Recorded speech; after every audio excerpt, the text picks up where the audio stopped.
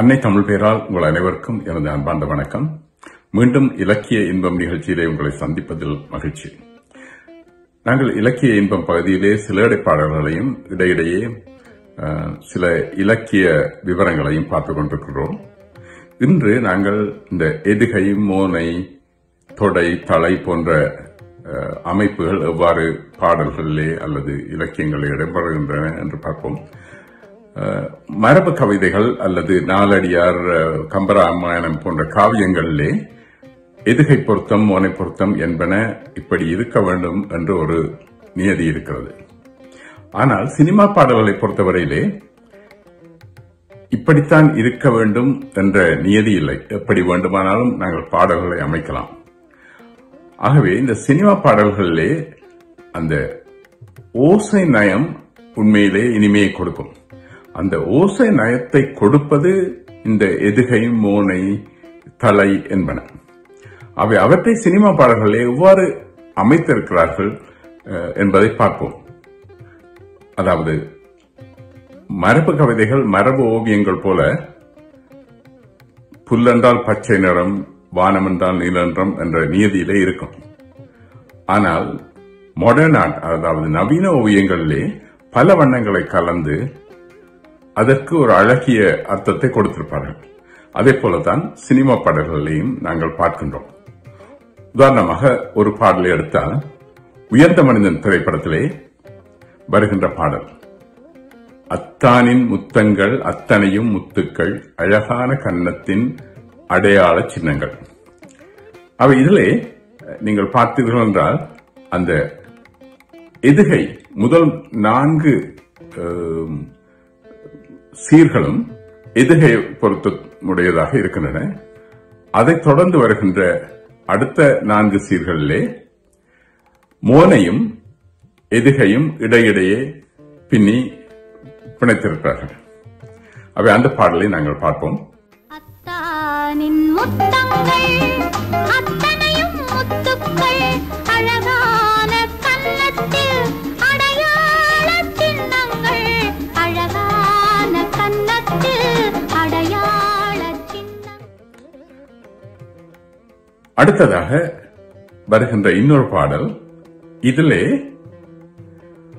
அந்த எதுகை, மோனை என்பதை விட அங்கே அந்த தொடைகள், அதாவது அதை நான் உங்களுக்கு காட்டியிருக்கிறேன், எவ்வாறு அந்த ஓசை நயத்தை கொடுத்து அழகை கொடுக்கின்றன என்று பார்க்கலாம்.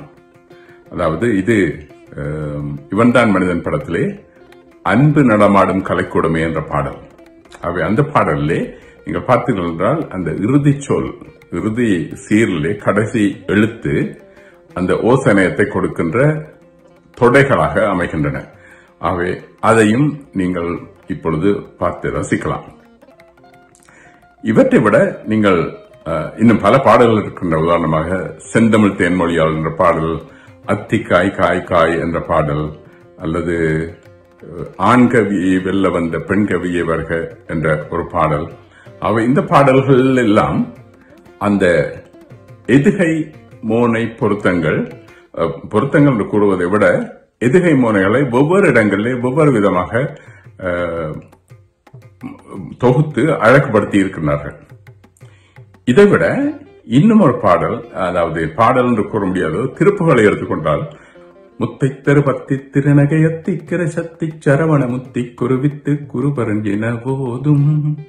இது ஒரு சிந்தியல் வெண்பா. அதாவது 2 அடிகளை கொண்டது குரல் வெண்பா, 3 அடிகளை கொண்டது சிந்தியல் வெண்பா, 4 அடிகளை கொண்டது நேரிசை வெண்பா அல்லது இன்னிசை வெண்பா என 2 வகைப்படும்.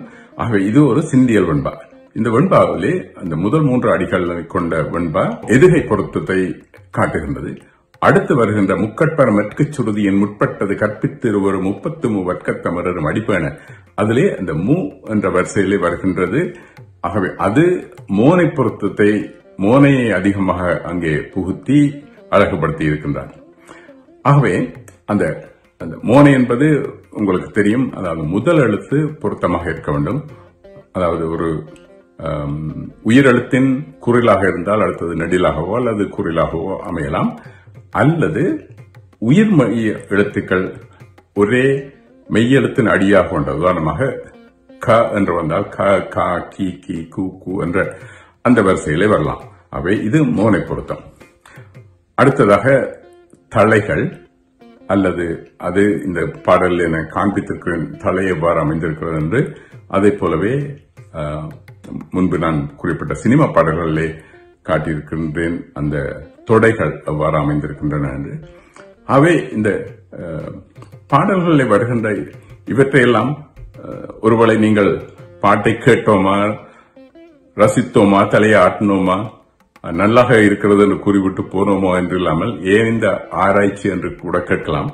அதாவது ஒரு விளையாட்டு போட்டியை ரசிப்பதற்கு அந்த விளையாட்டு நுணுக்கங்களை தெரிந்தவர்கள் ரசிப்பதற்கும் தெரியாதவர்கள் ரசிப்பதற்கும் பலத்த வேறுபாடு இருக்கிறது.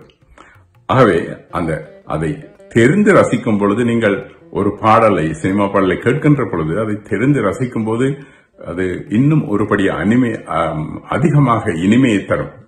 அது மட்டுமில்லாமல் பாடல்களை எழுதுபவர்களுக்கும் இது பயன் தரும் என்ற நம்பிக்கையில் இதை உங்களுடன் விடைபெறுகிறேன். நன்றி, வணக்கம்.